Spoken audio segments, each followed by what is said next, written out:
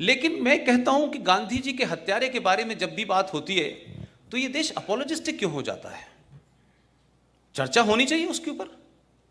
और ये कौन लोग कर रहे हैं? जो उसामा जी कहते हैं, हफीज सईद साहब कहते हैं, वो कह रहे हैं कि गॉडसे आतंकवादी था। गॉडसे ने गांधी जी को क्यों मारा, इस पे बहस क्यों नहीं होनी चाहिए? उसका परिणाम कुछ भी निकले, मैं ये नहीं कह रहा कि वो सही किया गलत किया, लेकिन इस पे बात क्यों नहीं हो सकती? दिल्ली यूनिवर्सिटी के बीए पास के कोर्स के अंदर अगर ये पढ़ाया जा सकता है कि रावण की छींक से सीता पैदा हुई, ये कोर्स में पढ़ाया जाता है दिल्ली यूनिवर्सिटी के, इस पे चर्चा हो जाने पे किसी को तकलीफ नहीं होती, इसको कहने से कोई नहीं डरता। लेकिन गांधी जी के बारे में गॉडसे ने क्यों मारा? क्या गॉडसे कोई क्रिमिनल था? गॉडसे ने उससे पहले कोई 40-50 हत्याएं की थी? क्या उसका कोई ऐसा बैकग्राउंड था? तो इस पे चर्चा क्यों नहीं होती भाई? और अगर गॉडसे ने जिस भी कन्विक्शन के तहत मारा गया, लेकिन किसी भी कानून के तहत किसी भी हत्या को जस्टिफाई नहीं ठहराया जा सकता। अब तो सुप्रीम कोर्ट भी ने यह कह दिया है कि अगर आपको अपनी जान का खतरा हो तो सेल्फ डिफेंस में आप मार सकते हैं। ये क्राइम खत्म कर दिया है। लेकिन एक बात को थोड़ी देर के लिए दूसरे पर्सपेक्टिव में समझें। एक नेता ने अपने देश को भरोसा दिलाया और पूरी ताकत से कहा कि पाकिस्तान अगर बना तो मेरी लाश पे बनेगा। मैं एक उसकी सिमिलरिटी नहीं खींचना चाहता,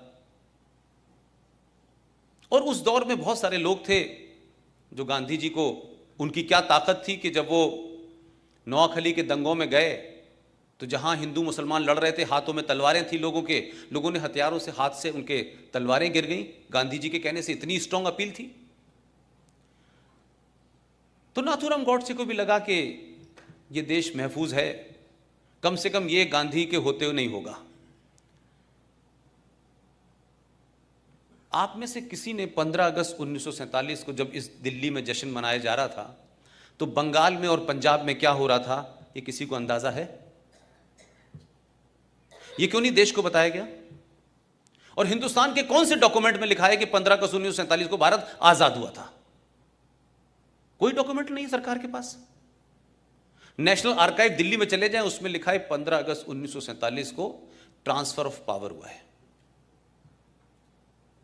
लेकिन हम गीत गा रहे हैं आजादी के। लिहाजा गांधी जी ने जो भरोसा देश को दिया, कोई तस्वीर ऐसी याद है हिंदुस्तान के किसी छोटे बड़े अखबार में कि जिस दिन 15 अगस्त को झंडा फहराया जा रहा था तो गांधी क्या कर रहे थे? गांधी थे कहां बैठे हुए थे? कोई प्रतिक्रिया है उनकी?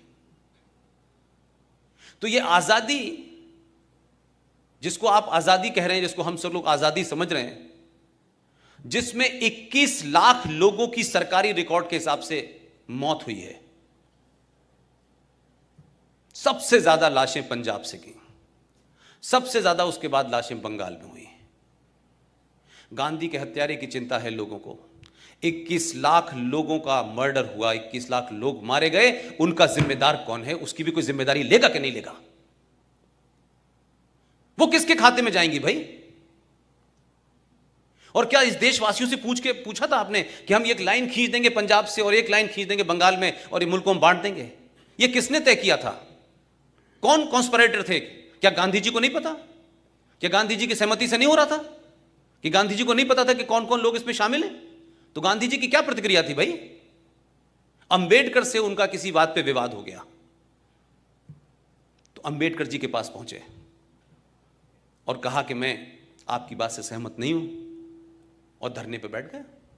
तो अंबेडकर जी के शब्द हैं, उन्होंने कहा, गांधी जी, आपकी जरूरत इस देश को है, आप अनशन मत करिए।